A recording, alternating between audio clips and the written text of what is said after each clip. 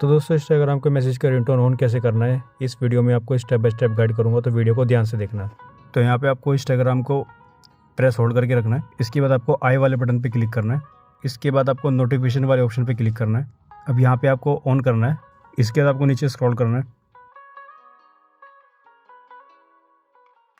यहाँ पे Instagram direct वाले ऑप्शन पे आपको क्लिक करना है और नीचे आपको स्क्रॉल करना है। यहाँ पे देख सकते हैं आप, ये साउंड वाला ऑप्शन आ रहा है, इस पर क्लिक करना है और यहाँ पे आप अपने हिसाब से रिंगटोन सेट कर सकते हो, जो आपको रिंगटोन पसंद है।